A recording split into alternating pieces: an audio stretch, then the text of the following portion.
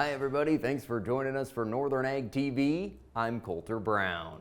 Well, some good news coming out of D.C. as the National Fish and Wildlife Service has announced the change to a proposed rule that would affect refuge lands in Montana. That rule is called the Biological Integrity, Diversity, and Environmental Health, or BIDA rule. It was announced earlier this year, and they came up with the rule because of concern about the effects of climate change on national wild refuge lands.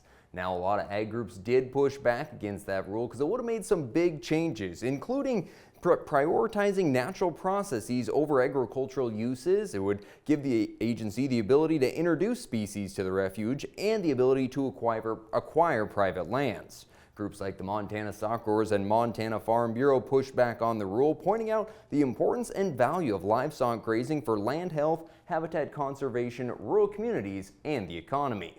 Well, another rule change coming from federal agencies, the USDA's Animal and Plant Health Inspection Service is removing brucellosis species from its select agent list. Now, this is a change that animal health leaders have been advocating for some time to be able to encourage research on brucella, hopefully coming up with vaccines and tools and diagnostics to improve efforts to control brucellosis and hopefully one day eradicate the disease in both livestock and wildlife. Well, the U.S. sheep industry has seen a lot of volatility in prices in recent years, both the prices received for feeder lambs and the prices consumers pay for lamb. However, Toole County producer Dave McEwen, who serves on the American Lamb Board, said we have seen a turn in demand and we're seeing better demand from consumers for American lamb. Actually, the industry is very good. The price after the election has gone up substantially. Our consumption has gone up the last 2 quarters. We're doing as good as we can do. We're still fighting the price differential between import versus domestic. The lamb industry is good. We've showed a lot of consistency since our high 2 years ago and a serious drop off, but we're current. We're coming up with longer shelf life for lamb products. We're getting it done. We have a limited budget and we spend it in Philadelphia, New York, California. We can get to several million people in one shot. And MSU Extension will host its annual Cropping Series seminar coming up January 6th through the 10th. They're going to cover a lot of topics, things like noxious weeds, winter barley, insect management, and pesticide updates. Now, the seminars are free to attend, and they'll be all over the High Line in north central Montana with Chester, Choteau, Conrad, Cutbank, Fort Benton, Great Falls, Havre, Shelby, and Stanford, all holding meetings. Like I said, they're free to attend. All those meetings begin at 8:30 with the exception of the Great Falls meeting at 9:30. Thanks for joining us. We'll be back to recap the Cattle on Feed report and talk about more of our markets after this. From the beginning, we've worked closely with farmers. BNSF's ties to the agricultural community go back 175 years. Together, we've innovated to make the U.S. agriculture supply chain one of the most efficient and productive in the world. Our strong relationship powers BNSF still today and helps us move the nation like no one else can. At BNSF, we move the nation for you.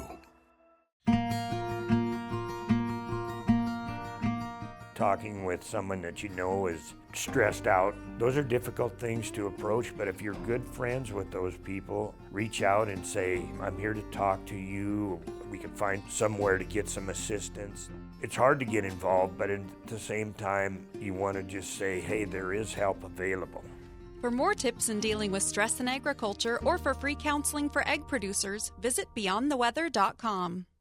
Welcome back to our Ag Report. Of course, we got to dive into the Cattle on Feed report that came in Friday afternoon. It did reflect some degree of tightening of fed cattle supplies and a week's worth of restrictions on Mexican feeder cattle imports. The pre-report expectations, though, came in right where they were expected. Total inventory about steady with a year ago, down just slightly. Placements were 4% lower, and the marketing's figure a little higher than expected, still down 1% from last year. The cattle futures were under pressure last week. We saw the feeder cattle down $2 and live cattle $4 lower. Positive movements in the cash cattle trade, though, coming in steady to 2 higher. Live deals 191 to 196 and dress trade mostly 302 to 310. Did see some downward pressure on the calf prices in Dickinson at Stockman's Livestock Exchange, but hard to be disappointed. And we're talking light 5-weight steers selling $345 to $365, the upper 5-weights $320 to $335. 6 to 6.5 weight steers bringing $310 to $320, and the 7 weights $278 to $291. A great sale for Bobcat Angus in Great Falls. They had 161 bulls, averaged $76.51, up nearly 30% from a year ago. An excellent demand on the commercial females, with bred heifers averaging $31.71 and the bred cows at $32.37. And in the grain market, a sell-off in the soybeans definitely spilled over to wheat, and then the rise in the dollar index took a toll on prices after the Fed did reduce rates but predicted a less aggressive rate cutting plan next year than was earlier predicted.